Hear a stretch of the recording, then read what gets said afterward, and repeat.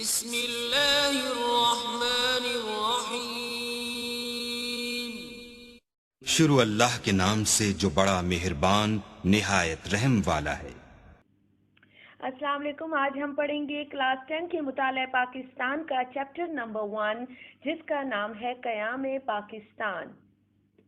ہمارا آج کا ٹاپک ہے بینظیر بھٹو کا پہلا دور حکومت۔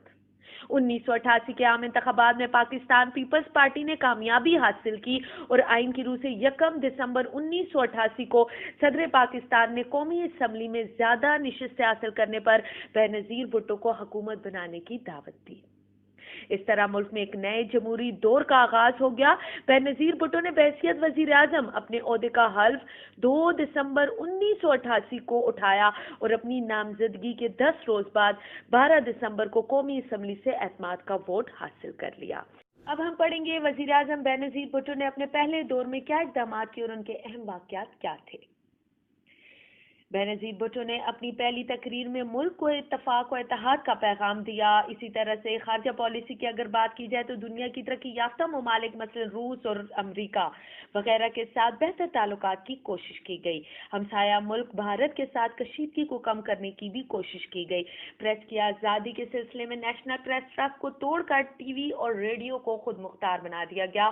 ملک میں مزدور یونین کو بحال کروایا گیا اور اس کے علاوہ جیلوں میں جو بند سیاسی قیدی تھے ان کو بھی رہا کر دیا گیا۔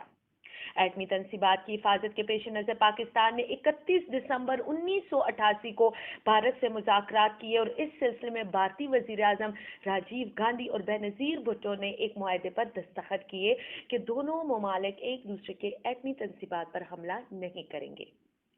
وزیر اعظم بینظیر بھٹو نے عوام کی فلاح و بہبود کے لیے 23 اپریل 1989 کو پشاور میں پیپلز ورک پروگرام شروع کیا۔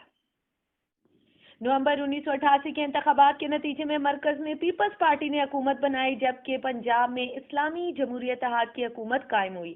دونوں جماعتوں کے درمیان اختلافات شروع سے ہی تھے جس کے نتیجے میں ملک میں سیاسی انتشار روز بروز بڑھ رہا تھا۔ اس سیاسی انتشار کی وجہ سے صدر پاکستان غلام اسحاق خان نے 16 اگست 1990 کو بینظیر بھٹو کی حکومت پر بدعنوانی، جمہوری روایات کی پامالی اور اختیارات کے ناجائز استعمال کا الزام لگا کر قومی اسمبلی توڑ دی۔ بینظیر بھٹو کی حکومت کو برطرف کر دیا گیا اور نگران حکومت کی زیر نگرانی 24 اکتوبر 1990 کو عام انتخابات کرانے کا اعلان کر دیا گیا۔ وزیر اعظم نواز شریف کی حکومت کی برطرفی کے بعد نگران حکومت نے 1993 میں عام انتخابات کرائے جس میں پاکستان پیپلز پارٹی کو اکثریت حاصل ہو گئی اور یوں 19 اکتوبر 1993 کو بینظیر بھٹو نے دوسری مرتبہ وزیر اعظم پاکستان کے عہدے کا حلف اٹھایا۔ اب ہم پڑھیں گے وزیر اعظم بینظیر بھٹو نے اپنے دوسرے دور حکومت میں کیا اقدامات کیے اور ان کے دوسرے دور حکومت میں کون سے واقعات رونما ہوئے۔